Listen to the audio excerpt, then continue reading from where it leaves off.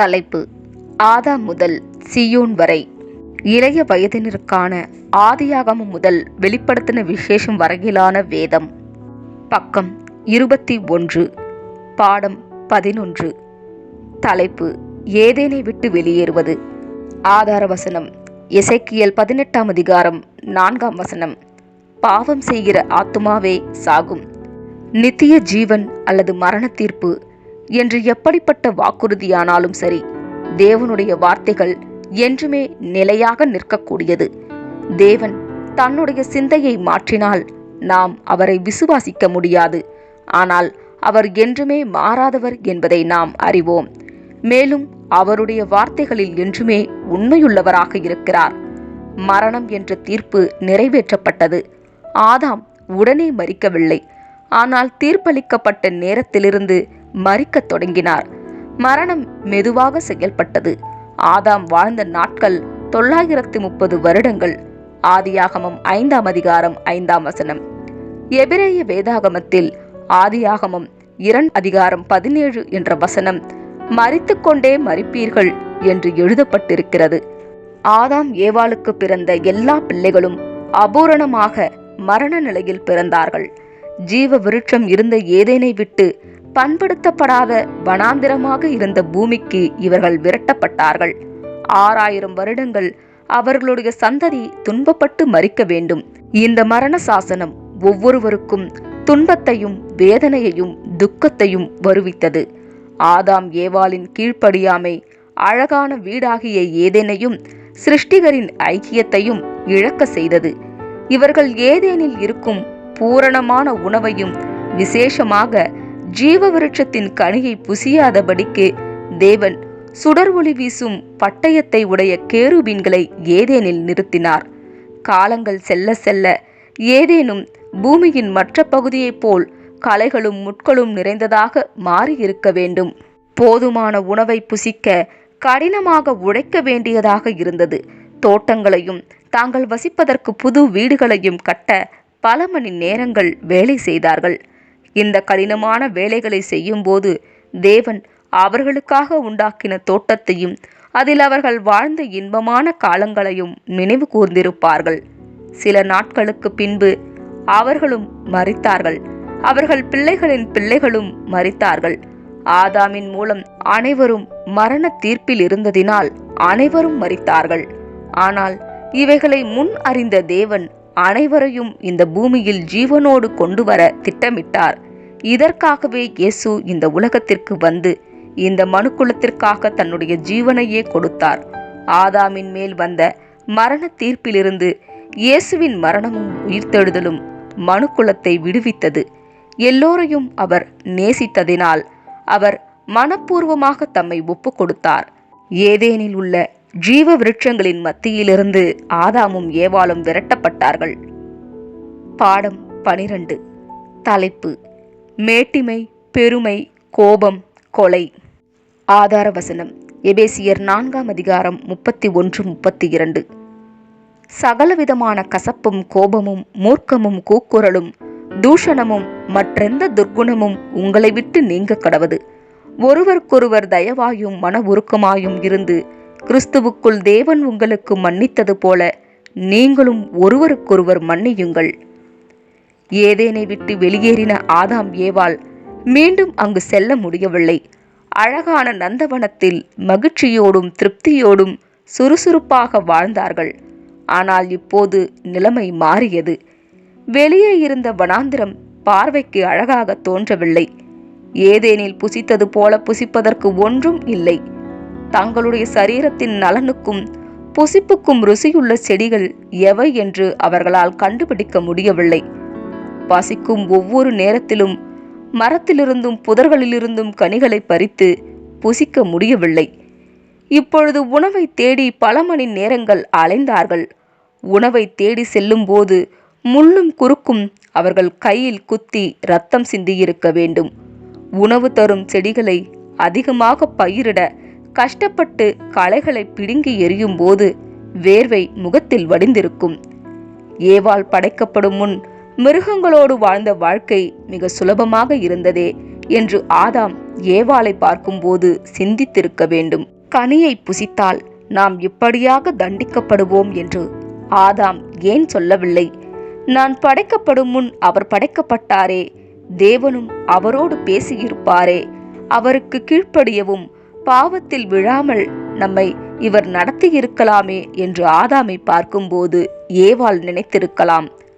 அவர்களுக்கு முதல் குழந்தை பிறந்தபோது ஏவாள் மிக சந்தோஷத்தோடு நம்பிக்கை கொண்டு தன் மகனை கட்டி அணைத்து, கர்த்தரால் ஒரு குமாரனை பெற்றேன் என்றாள். ஆதியாகமம் 4ஆம் அதிகாரம் 1ஆம் வசனம். அவனுக்கு காயின் என்று பெயரிட்டார்கள். இவர்களை மீட்க தேவனால் வாக்களிக்கப்பட்ட ஸ்திரீயின் வித்து காயின் என்று நினைத்தார்கள். ஆதியாகமம் 3ஆம் அதிகாரம் 15ஆம் வசனம். இவர்கள் இன்னும் அநேக பிள்ளைகளை பெற்றெடுத்தார்கள். ஆபேல் ஒரு மேய்ப்பனாகவும் காயின் நிலத்தை பயிரிடுகிறவனாகவும் இருந்தான். இவர்கள் தேவனுடைய ஆசீரை பெற பலிகளை செலுத்தினார்கள். ஆபேல் செலுத்தின ஆட்டுக்குட்டியின் பலி அங்கீகரிக்கப்பட்டது. ஆனால் காயின் செலுத்தின நிலத்தின் கனிகளை அவர் அங்கீகரிக்கவில்லை. இது நிமித்தம் காயின் மிகுந்த கோபம் அடைந்து ஆபேலை கொலை செய்தான். தேவனுக்கு விருப்பமான பலியை செலுத்துவதற்கு காயின் ஆபேலிடம் ஆட்டுக்குட்டியை கேட்டிருக்க வேண்டும். இந்த ஆட்டுக்குட்டி நம்முடைய ஆண்டவராம் இயேசுவையும் அவருடைய பலியையும் சித்தரிக்கிறது. அதற்கு பதிலாக காயின் தன்னுடைய இருதயத்தில் கோபத்தையும் பகையையும் கொழுந்துவிட்டு எரிய செய்து ஒரு கொலைகாரனாக மாறினான். தேவனுடைய ஆசிரை பெற ஆபேலும் காயினும் காணிக்கையை செலுத்தினார்கள். பாடம் 13. தலைப்பு: முதல் இரத்த சாட்சி ஆபேல். ஆதார வசனம் 32ஆம் சங்கீதம் 8ஆம் வசனம். நான் உனக்கு போதித்து நீ நடக்க வேண்டிய வழியை உனக்கு காட்டுவேன். உன்மேல் என் கண்களை வைத்து உனக்கு ஆலோசனை சொல்லுவேன். காயின் ஆபேலை கொலை செய்ய வேண்டும் என்று நினைக்கவில்லை. ஒரு மனிதன் மரித்ததை அவர் ஒருபோதும் கண்டதில்லை. மேலும் அவன் கொலையை பற்றி கேள்விப்பட்டதும் இல்லை. காயின் சாத்தானை அழித்து இவர்கள் இழந்த சந்தோஷங்களை திரும்ப கொடுப்பான் என்று ஆதாம் ஏவாள் நிச்சயித்திருப்பார்கள். காயினும் இதை எதிர்பார்த்தான். மேலும் அவன் தேவனிடம் பிரியமாக இருக்க விரும்பினான். ஆபேலின் பலி அங்கீகரிக்கப்பட்டதும் தன்னுடைய பலி அங்கீகரிக்கப்படாமல் போனதும் காயினுக்கு மிக அதிர்ச்சியாக இருந்தது. ஆண்டவரின் வழிநடத்துதலுக்கு காத்திருப்பதற்கு பதிலாக காயினுடைய எரிச்சல் அவனை கொலைகாரனாக்கியது. ஆதியாகமம் 4ஆம் அதிகாரம் 6-7 வசனங்கள். அவனுடைய கோபம் எல்லை மீறியதால் பயங்கரமான பின்விளைவுகள் ஏற்பட்டது. ஆபேல் முதலில் மரித்தான். அதை கண்ட காயின் பயந்து தேவனுடைய சமூகத்திற்கு விலகி மறைந்து கொள்ள முயற்சி செய்தான். அதற்கு பின் தேவனோடு தொடர்பு கொண்ட மற்றவர்களும் இதே தவறை தொடர்ந்து செய்தார்கள். யூத மக்கள் தங்களை ரோம சேவகர்களிடமிருந்து வரி வசூலிப்பவர்களிடமிருந்து விடுவிக்க ஒரு வல்லமையுள்ள அரசனை விரும்பியதால் இயேசுவை கொன்றார்கள். புறஜாதிகள் தங்களுடைய ராஜ்யத்தையும் ஐஸ்வர்யத்தையும் கண்டு புகழ வேண்டும் என்று நினைத்தார்கள். ஆனால் அவர்கள் தேவனுடைய வழியை பின்பற்றவில்லை. அநேக அற்புதங்களை செய்தாலும் ஒரு தச்சனுடைய குமாரனை அவர்களால் ஏற்றுக்கொள்ள முடியவில்லை. வேத வசனங்களில் உள்ள விளக்கங்களை பார்ப்பதற்கு பதிலாக ஏசாயா 53 அவர்களின் மேட்டுமையான சிந்தை அவர்களை பாவத்திற்கு உட்படுத்தியது. அவர்களை விடுவிக்க வந்த மேசியாவை பொறாமையினாலும் மூர்க்கமான கோபத்தினாலும் கொன்று போட்டார்கள். இயேசு மரிப்பதற்கு வெகு நாட்களுக்கு முன்பு ஆபேல் முதல் இரத்த சாட்சியாக மரித்தார். அதற்கு பின்பு அநேக இரத்த சாட்சிகள் மரிக்க வேண்டியதாக இருந்தது. ஆதாம் ஏவாள் ஏதேனில் வசித்தது முதல் 4000 வருடங்களுக்கு பின் தேவன் இந்த உலகத்தை ரட்சிக்க தன்னுடைய ஒரே பேரான குமாரனை அனுப்பினார். யோவான் 3ஆம் அதிகாரம் 16ஆம் வசனம், 1 தீமோத்தேயு 2ஆம் அதிகாரம் 5ஆம் வசனம். அந்நேரத்தில் இயேசுதாமே தன்னை மரணத்திற்கு ஒப்பு கொடுத்தார். அவர் பாவம் செய்யாத பரிபூரண மனிதராக இருப்பதினால் அவர் மரிக்க வேண்டியதில்லை. ஆனால் ஏற்ற காலத்தில் மனுக்குலத்தின் மேல் சுமத்தப்பட்டுள்ள மரண சாசனத்தை குழைத்து போட அவர் ஆதாமுக்கு பதிலாக தன்னை ஈடுபலியாக கொடுக்க வேண்டும் என்ற தேவனுடைய சித்தத்தை அறிந்திருந்தார். மேசியாவின் யுகத்தில் அனைவரும் ஜீவனோடு எழுந்தும் நித்தியமாக வாழும் வாய்ப்பை பெறுவார்கள். தேவனுடைய ஒரு அற்புதமான வாக்குறுதி. பாடம் 14.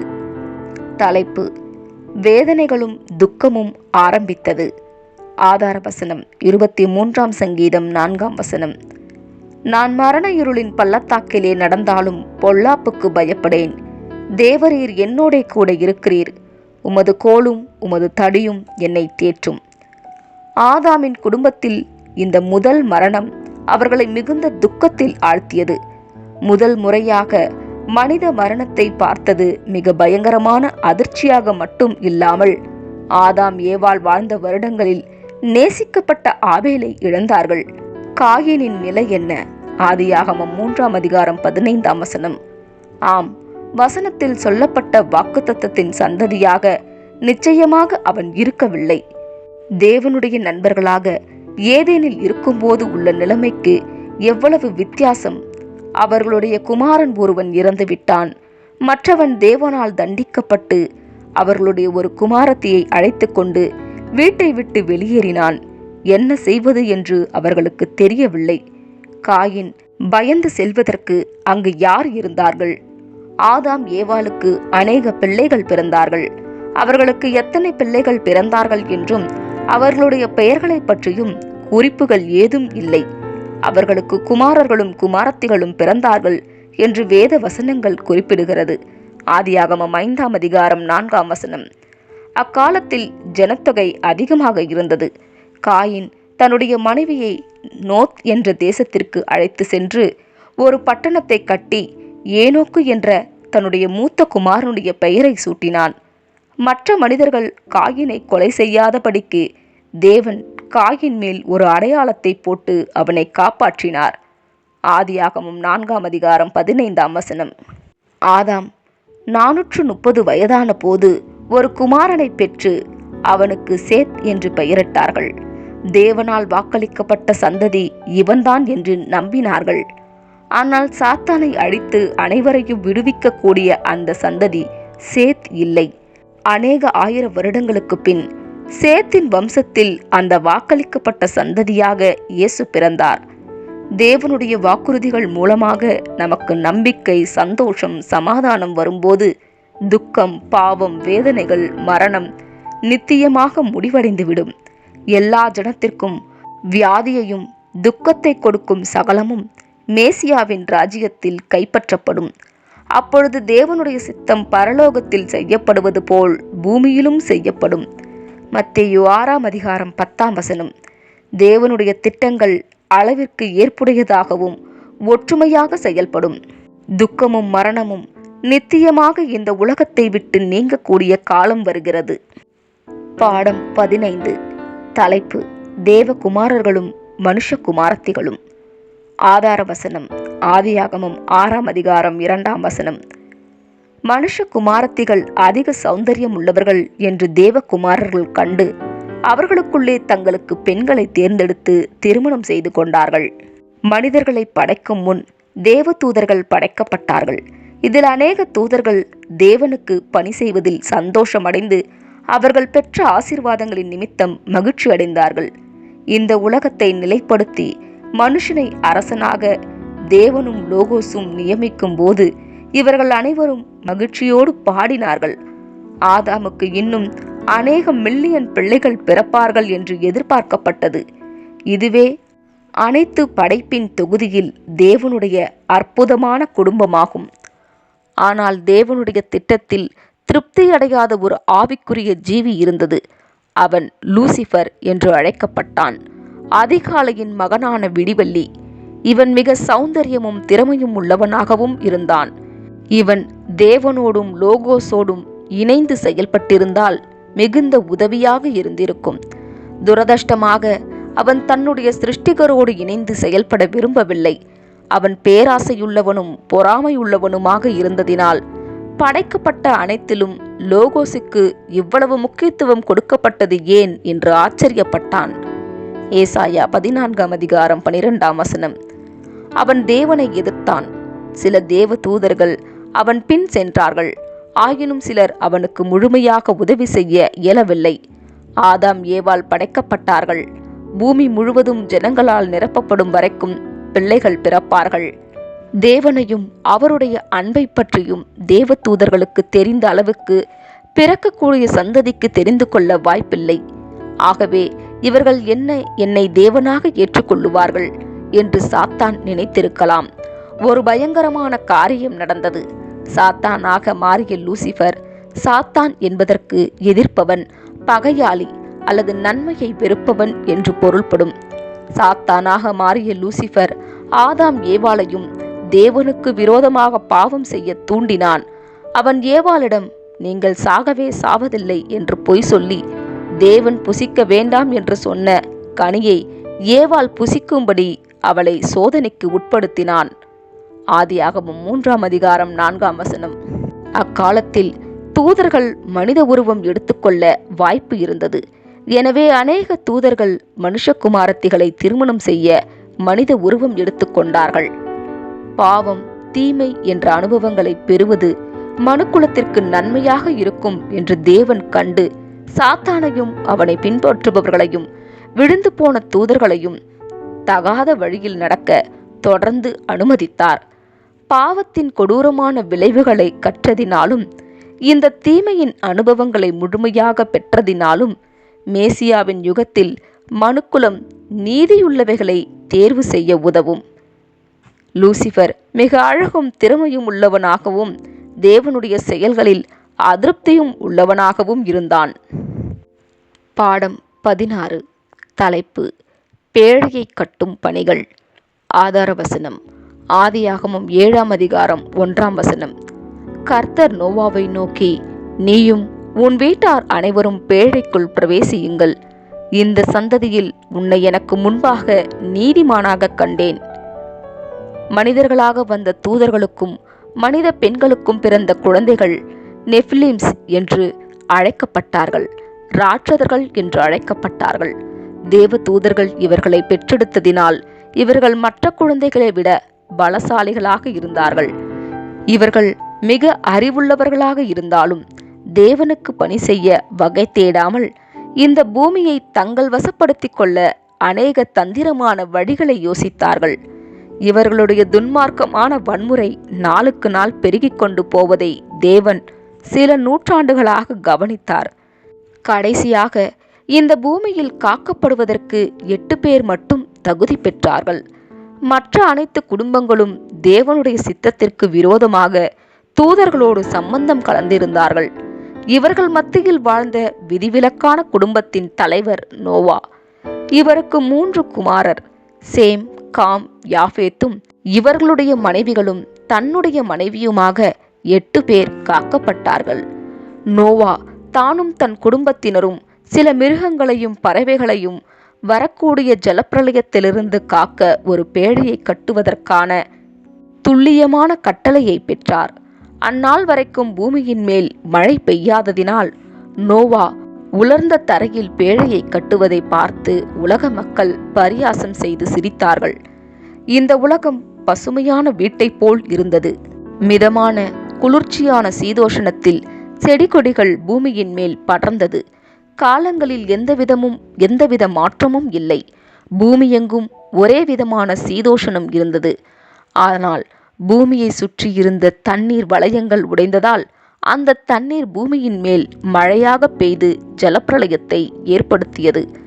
ஆதியாகமம் 2:5-6, 7:18. வினோதமாக கட்டப்பட்ட இந்த பிரம்மாண்டமான பேழை சுமார் 500 அடி நீளமும் 80 அடி அகலமும் 50 அடி உயரமுமாக இருந்தது. இது 3 தட்டுகள் கொண்டு கொப்பேறு மரத்தால் செய்யப்பட்டு கீழ் பூசப்பட்டதால் தண்ணீரில் மிதந்தது. வெளிக்காற்றோடு வெளிச்சம் வருவதற்கு ஒரு ஜன்னல் வைக்கப்பட்டிருந்தது. வெள்ளம் பேழையை சேதப்படுத்தாதபடிக்கு சரியாக வடிவமைக்க தேவன் நோவாவுக்கு கட்டளை கொடுத்தார். இந்த பேழை பிரயாணத்திற்கு அல்ல, மிதக்க மட்டுமே கட்டப்பட்டது. ஆகவே இந்த பேழையை செலுத்த எந்தவிதமான கருவிகளும் பயன்படுத்தப்படவில்லை. மிருகங்கள் தங்குவதற்கும் அவர்களுடைய தீவனங்கள் சேமிப்பதற்கும் அதிகம் இடம் ஒதுக்கப்பட்டிருந்தது. வெள்ளம் பேழையை சேதப்படுத்தாதபடிக்கு சரியாக வடிவமைக்க தேவன் நோவாவுக்கு கட்டளை கொடுத்தார். பாடம் 17. தலைப்பு: நெப்லீம்கள் அழிக்கப்பட்டது. ஆதார வசனம்: 2 பேதுரு 2:4. பாவம் செய்த தூதர்களை தேவன் தப்பவிடாமல் அந்தகார சங்கிலிகளினாலே கட்டி நரகத்திலே தள்ளி நியாய தீர்ப்புக்கு வைக்கப்பட்டவர்களாக ஒப்பு கொடுத்து தேவனுடைய கட்டளைகளுக்கு கீழ்ப்படியாமல் பாவம் செய்ததால் ஆதாமின் குடும்பம் முழுவதும் மாண்டது. மனித இனமாக பிறந்த அனைவரும் இதில் அடங்குவார்கள். ஆனால் இயேசு அவர்களுக்காக மரித்ததினால் ஒவ்வொருவரும் மீண்டும் உயிரடைவார்கள். மேலும் ஆதாமின் பிள்ளைகளுக்கு பிறக்காத சந்ததி உயிர்த்தெழ மாட்டார்கள். இந்த தூதர்களுக்கும் இவர்களுக்கு பிறந்த பிள்ளைகளுக்கும் நெப்லின்களுக்கும் இயேசு மரிக்கவில்லையே. தேவன் நமக்கு அளித்த வாழ்க்கை ஒரு அற்புதமான ஆசீர்வாதம். இதில் நெப்லின்களுக்கு அவர் அங்கீகாரம் கொடுக்கவில்லை. வெள்ளம் வந்தபோது அவர்கள் நித்தியமாக அழிக்கப்பட்டார்கள். ஒருவருக்கொருவர் தீமை செய்யாமல் தெய்வீகமான சட்டங்களை கடைபிடித்து சமாதானமும் சந்தோஷமும் நன்மையும் எங்கும் வாசமாயிருக்கும் ராஜ்யத்தில் இவர்கள் என்றுமே பொருந்த மாட்டார்கள். ஏசாயா 65:25 மனுஷ குமாரத்திகளாக ஆதாமின் குடும்பத்தில் பிறந்த குமாரத்திகள் இருந்ததினால் இந்த நெப்லிம்களின் தாய்மார்கள் உயிர்ப்பிக்கப்படுவார்கள். ஆதாமின் பாவத்து நிமித்தம் மரண தீர்ப்பு அளிக்கப்படாத நெப்லிம்களின் தந்தையான தூதர்கள் ஆதாம் படைக்கப்படும் முன் பரலோகத்தில் இருந்தார்கள். ஜலப்பிரளயத்திற்கு பின்பு கீழ்ப்படியாத தூதர்கள் மிக கொடியவர்களாக மாறினார்கள். மீண்டுமாக பரலோகத்திற்கோ அல்லது பூமியின் மேல் மனிதர்களாகவோ திரும்ப முடியவில்லை. இவர்கள் டார்டராசிஸ், ஆகாய மண்டலத்தின் மற்றொரு பெயராகும். இவர்கள் டார்டராஸில் தள்ளப்பட்டார்கள். தேவன் இவர்களின் வல்லமைகளை சற்று குறைத்து மீண்டும் மனித சரீரத்தை எடுத்துக்கொண்டு அவர்களிடம் உறவு கொள்ளாதபடிக்கு தடை செய்தார். எப்படி இருந்தாலும் ஒருவர் இந்த சீர்கெட்ட தூதர்களை வரவழைத்தால் அவர்கள் மூலமாக செயல்படலாம். ஆனால் தேவனிடத்தில் இவர்களுக்கு எந்தவிதமான கனமும் மதிப்பும் இரக்கமும் கிடைக்காது. இவர்களை ஆவிக்குரிய ஜீவிகள், பொய் தெய்வங்கள், மறைவியலாக செயல்படும் ஒரே கூட்டாளிகள். எந்த விதத்திலும் நாம் இவர்களோடு தொடர்பு வைத்துக் கொள்ளக்கூடாது. குறித்த காலத்தில் இவர்கள் நீதியாக நியாயம் விசாரிக்கப்படுவார்கள். அதாவது இனி சாத்தானும் அவனை சார்ந்தவர்களும் ஒருபோதும் இந்த மனுக்குலத்தை வஞ்சிக்க அனுமதிக்கப்பட மாட்டார்கள் என்று பொருள்படுகிறது. இயேசுவின் மரணத்தினால் மாண்டு போன மனுக்குலம் மீண்டுமாக ஜீவனை பெறும். பாடம் 18. தலைப்பு: இந்த யுகத்தின் முடிவு. ஆதார வசனம் 2 பேதுரு 3:6. அப்பொழுது இருந்த உலகம் ஜலப்பிரளயத்தினாலே அழிந்ததென்பதையும் மனதார அறியாமல் இருக்கிறார்கள். ஒரு சந்ததி போகிறது, மறு சந்ததி வருகிறது, ஆனால் பூமி என்றென்றைக்கும் நிலைத்திருக்கிறது. பிரசங்கி 1:4. தேவன் இந்த பூமியை ஒரு முக்கியமான நோக்கத்திற்காக சிருஷ்டித்தார். அவர் மனுக்குலம் நிம்மதியாக குடியிருப்பதற்கு அதை படைத்தார். ஏசாயா 45:18. துன்மார்க்கமான ஜனங்கள் வெள்ளத்தில் அழிக்கப்பட்டார்கள். ஆனால் தேவனால் சிருஷ்டிக்கப்பட்ட பூமி நிலைத்திருந்தது. பிரவாகித்த வெள்ளம் குளங்களிலும் ஏரிகளிலும் நதிகளிலும் தங்கி வெட்டாந்தரை காணப்பட்டது. முதலாம் உலகம் முடிவடைந்து மற்றொரு யுகம் தொடங்கியது. இந்த முதலாம் உலகம் ஆதாமின் படைப்பிலிருந்து ஜலப்பிரளயம் வரை நீடித்தது. 1656 வருடங்கள் கொண்ட காலப்பகுதியாகும். இந்த காலத்தில் தேவ தூதர்கள் உலகத்தை கண்காணித்தார்கள். ஆனால் அவர்களின் தீய செயல்கள் பூமியில் துன்மார்க்கத்தை அதிகரித்ததால் தேவன் அவர்களை தொடர்ந்து அனுமதிக்கவில்லை. 2ஆம் உலகத்தை இன்றைய தீமையான உலகம் என்று அழைக்கப்படுகிறது. இதை முற்பிதாக்களின் யுகமாகவும் யூதர்களின் யுகமாகவும் சுவிசேஷ யுகமாகவும் பிரிக்கப்படுகிறது. ஜலப்பிரளயத்தை தொடர்ந்து முற்பிதாக்களின் யுகம் துவங்கியது. இது யாக்கோப்பின் மரணம் வரைக்கும் நீடித்தது. இக்காலத்தில் தேவனுடைய கிருபையும் தொடர்பும் சில தனி நபர்களோடு மட்டும் இருந்தது. இதில் சிலராகிய நோவா, ஆபிரகாம், ஈசாக்கு, யாக்கோப்பும் அடங்குவார்கள். இவர்கள் ஆதாமை போல் பூரண மனிதர்களாக இல்லாதிருந்தாலும் தேவன் மேல் வைத்த விசுவாசத்தினால் நீதிமான்களாக எண்ணப்பட்டார்கள். தேவன் யாக்கோப்பின் பெயரை இஸ்ரவேல் என்று மாற்றினார். அவருக்கு பிறந்த 12 பிள்ளைகளும் அவர்களின் குடும்பங்களும் இஸ்ரவேலின் 12 கோத்திரங்கள் என்று அழைக்கப்பட்டார்கள். யாக்கோப்பின் மரணத்தோடு யூத யுகம் தொடங்கியது. அப்பொழுது தேவன் இஸ்ரவேல் மக்களோடு மட்டுமே தொடர்பு வைத்திருந்தார். யூத ஜாதியோடு மட்டுமே தொடர்பு வைத்திருந்தார். சுவிசேஷ யுகம் இயேசுவின் முதல் வருகையில் தொடங்கியது. வேலைகள் முடிந்தவுடன் மேசியாவின் யுகம் துவங்கும். வரக்கூடிய யுகாயுகங்கள் துவங்கும். யுகங்களை பற்றிய தேவ திட்டங்கள் நிதானமாக செயல்படும். ஆனால் நிச்சயமாக அவைகள் வந்தடையும். பூமி மகிமைப்படுத்தப்படும். ஏதேனில் தொலைந்த அனைத்தும் மீண்டும் கொடுக்கப்படும். இந்த யுகத்தின் முடிவில் மனுக்குலம் இழந்த அனைத்தும் கல்வாரியில் மீட்பின் மூலம் திரும்பப் பெறுவர். இயேசுவை சிலுவையில் அறையப்பட்டு புதைக்கப்பட்ட இடமாகிய கல்வாரி எருசலேமின் மதில் சுவர்களிலிருந்து சற்று தூரத்தில் இருக்கும் ஒரு குன்றாகும். அது மண்டை ஓட்டின் வடிவில் இருந்ததினால் அதை கல்வாரி என்று அழைத்தார்கள். கல்வாரி என்பதற்கு மண்டை ஓடு என்று அர்த்தமாம். ஜலப்பிரளயம் பூமியை அழிக்கவில்லை. பாடம் 19. தலைப்பு: வானவில்லின் உடன்படிக்கை. ஆதார வசனம்: ஆதியாகமம் 9ஆம் அதிகாரம் 11ஆம் வசனம். இனி மாம்சமானவைகளை எல்லாம் ஜலப்பிரளயத்தினால் சங்கரிக்கப்படுவதில்லை என்றும், பூமியை அழிக்க இனி ஜலப்பிரளயம் உண்டாவதில்லை என்றும் உங்களோடே என் உடன்படிக்கையை ஏற்படுத்துகிறேன் என்றார். மழை நின்றபோது பூமி காய்ந்தது. நோவாவும் அவர் குடும்பத்தினரும் சகல மிருகங்களும் பேழையை விட்டு வெளியேறியது. தேவன் அவர்களை இரக்கத்தோடு பராமரித்ததற்காக தேவனுக்கு ஒரு பலிபீடத்தை கட்டி பலி செலுத்தி தேவனுக்கு நன்றி செலுத்தினார்கள். சூரிய கதிர்கள் பூமியின் மேல் நேரடியாக பாயாததினால் ஜலப்பிரளயம் வரைக்கும் ஒருவரும் வானவில்லை கண்டதில்லை. ஆனால் பூமியை சுற்றி வளையங்களாக நின்ற தண்ணீர் உடைந்து பூமிக்கு வந்தபோது மெல்லிய நீராவியை ஊடுருவி பாய்ந்த சூரிய கதிர்கள் அழகான வானவில்லை ஏற்படுத்தியது. இதுவே முதலாவது வானவில்லாகும். இது மனுக்குலத்தை முழுவதும் ஜலத்தினால் அழிப்பதில்லை என்று நோவாவுக்கும் மற்ற மனிதர்களுக்கும் தேவன் கொடுத்த முதல் வாக்குறுதியின் அடையாளமாகும். ஆதியாகமம் 9ஆம் அதிகாரம் 13-15 வசனங்கள். இந்த ஜலப்பிரளயம் அநேக மாற்றங்களை கொண்டு வந்தது. ஆதியாகமம் 9ஆம் அதிகாரம் 2ஆம் வசனம்: மிருகங்கள் மனிதர்களை கண்டு பயந்தது என்று வாசிக்கிறோம். ஆதியாகமம் 9ஆம் அதிகாரம் 3ஆம் வசனம்: உணவுக்காக இந்த மிருகங்கள் மனிதர்களுக்கு கையளிக்கப்பட்டது. ஆதியாகமம் 9ஆம் அதிகாரம் 21ஆம் வசனம்: திராட்சரசம் மதுவாக மாறியது என்று வாசிக்கிறோம். இதை நோவா எதிர்பார்க்கவில்லை. இந்த பூமி பசுமையான வீட்டைப் போல இருந்தது என்று விஞ்ஞானம் சொல்லுகிறது. பூமி எங்கும் ஒரே சீதோஷணமான வெப்பநிலை இருந்தது. ஆனால் ஜலப்பிரளயம் பெரிதான மாற்றங்களை கொண்டு வந்தது. வடதுருவத்திலும் தென் துருவத்திலும் மிகுதியான குளிர்ச்சியும், மத்திய ரேகை சுற்றியுள்ள பகுதிகள் மிகவும் வெப்பமாகவும் மாறியது. இவைகள் தொடர்ந்து வேகமாக நடந்தது. மானை போல் ஒரு மிருகம் புல்லை மேய்ந்து கொண்டிருந்தது. திடீரென்று அதை சுற்றியிருந்த தண்ணீர் உறைந்தவுடன் அது விரைத்து மரித்து போனது. அதை கண்டுபிடித்த போது அதன் வயிற்றில் பச்சையாக புல் செமிக்காமல் காணப்பட்டது. அதுபோல ஒரு பெரிய மிருகம் வயிற்றிலும் வாயிலும் பசுமையான உணவு இருக்கும் போதே குறைந்த வெப்பத்தினால் உறைந்து மரித்தது.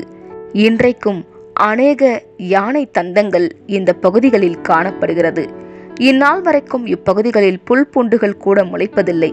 ஆகவே மிருகங்களும் அங்கு வாழ்வதில்லை. அதிகமாக கொட்டப்பட்ட தண்ணீர் ஆர்டிக் பகுதிகளில் மிக பெரிய பனிமலைகளையும் வயல்களையும் உருவாக்கியது.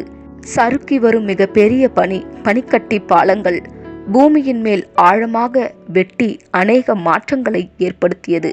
இதை பனியுகம், ஐஸ் ஏஜ் ஆர் கிளாஷியல் பீரியட் என்று குறிப்பிடுகிறார்கள். வேதாகமம் தேவனுடைய வார்த்தையாக இருப்பதினால் நமக்கு விலையுயர்ந்ததாக இருக்கிறது. மேலும் இது உலகத்தின் பழமை வாய்ந்த பாடப்புத்தகம் என்பது குறிப்பிடத்தக்கது. சூரிய கதிர்கள் நேரடியாக பாயாததினால் ஜலப்பிரளயம் வரைக்கும் வானவில் காணப்படவில்லை. பாடம் 20. தலைப்பு: கிரேக்கர் எகிப்தியருடைய தெய்வங்கள்.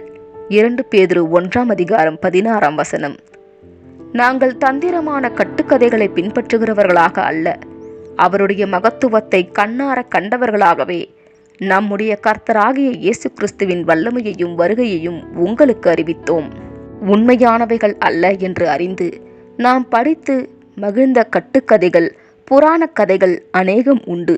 இதுபோல் கிரேக்கிலும் ரோமாபுரியிலும் பழங்காலத்தில் உள்ள அநேக கற்பனை கதைகள் படிப்பதற்கு சுவாரஸ்யமாக இருந்தாலும் அதில் நடைமுறைக்கு தேவையான பாடங்களும் இருக்கும். இந்த கிரேக்க ரோம மக்கள் இந்த பழமை வாய்ந்த கதைகளை நம்பி ஃபேக்ஸ், ரீஸ், அப்போலோ போன்றவைகள் இவர்களின் உண்மையான தெய்வங்கள் என்று வழிபட்டார்கள். அதிக விளைச்சலுக்காகவும் பலனுக்காகவும் சந்தோஷத்திற்காகவும் இவைகளை கனப்படுத்தும் நோக்கத்தில் காணிக்கைகளை எரிபலிகளாக செலுத்தினார்கள். மேலும் இந்த கற்பனை தெய்வங்களை மகிழ்விக்க அநேக சடங்காச்சாரங்கள் அனுசரிக்கப்பட்டது. பிதாவாகிய தேவன் அண்ட சராசரங்களையும் படைத்த சர்வ வல்லமையுள்ள உண்மையான ஒரே தேவன் என்று நாம் அறிந்திருக்கிறோம். இப்படி இருக்க மற்ற தெய்வங்களை பற்றிய கற்பனை வந்ததெப்படி? தேவன் என்ற வார்த்தை வல்லமையுள்ளவர் என்று பொருள். வல்லமையுள்ள அதிகாரம் பெற்ற அநேக வல்லமையுள்ள பலவான்கள் இருந்தார்கள். இவர்களில் சிலர் நல்லோர்களும் தீயோர்களுமாக வாழ்ந்தார்கள். இந்த பூமியில் வல்லமையோடு வாழ்ந்த பலமுள்ள தனிநபர்கள் நெஃப்லிம்ஸ் ஆவர். இவர்கள் ஜலப்பிரளயத்தில் அழிக்கப்பட்டார்கள். ரோமர்களும் கிரேக்கரும் மனித ரூபம் எடுத்த இந்த சீர்கெட்ட தூதர்களை தேவர்களாக வணங்கி வந்தார்கள். இவர்களை டெமிகாட்ஸ் என்று அழைத்தார்கள். டெமி என்பதற்கு பாதி அல்லது குறைவு என்று பொருள். ஆகவே இந்த தேவர்கள் தூதர்களை விட குறைவானவர்களும், மனிதர்கள் தூதர்களை தந்தையாக கொண்டதினால் மனிதர்களை விட பலமுள்ளவர்களாக இருந்தார்கள். தேவனால் அங்கீகரிக்கப்படாத ஒரு கலப்பினமாக இருந்தார்கள். மிருகங்களிலாவது செடிகளிலாவது வெவ்வேறு இனத்தை சேர்ந்தவைகள் ஒன்று சேர்ந்து ஒரு புதிய இனத்தை உருவாக்குவது கலப்பினமாகும். சீர்கெட்ட தூதர்களுக்கும் அவர்களுக்கு பிறந்த நெஃபிலிம்களுக்கும் மனிதர்களை ஆளவும் வல்லமை பெறவும் இயற்கைக்கு அப்பாற்பட்ட சக்திகள் இருந்தது. இவர்கள் செய்த வல்லமையுள்ள துன்மார்க்கமான காரியங்கள் அனைத்தும் இவர்கள் அழிந்த பல காலங்களுக்கு பின் அறிவிக்கப்பட்டது. இவர்களது மூடத்தனத்தையும் பாவமான செயல்கள் சிக்கப்பட்டு தங்களை தேவர்கள் என்று நினைத்து கொண்டவர்கள் அவர்களைப் போல செயல்பட்டார்கள். மனிதனின் படைப்பு தொடங்கி வரிசையாக எகிப்திய பாரோன்களின் கல்லறைகளிலிருந்து குடும்பங்களின் நாமங்கள் எழுதப்பட்டிருக்கிறது. ஒரு வரிசையில் ஆதாமும் அவர் பிள்ளைகளும் அவர் பேர பிள்ளைகளும் எழுதப்பட்டிருக்கிறது. அதில் ஆதாமின் குடும்பத்தில் இல்லாத சில தனிநபர்களின் நாமங்களும் உள்ளது. இவர்கள் இந்த ராட்சதர்கள் அல்லது நெஃப்லிம்களாக இருக்க வேண்டும். புராண கதைகளில் வரும் தெய்வங்கள் அனைவரும் விழுந்து போன தூதர்கள். ஆமீன். இதனைத் தொடர்ந்து வரும் பாடங்களை பாடம் 21 முதல் அடுத்த பாகத்தில் காணலாம். ஆமேன்.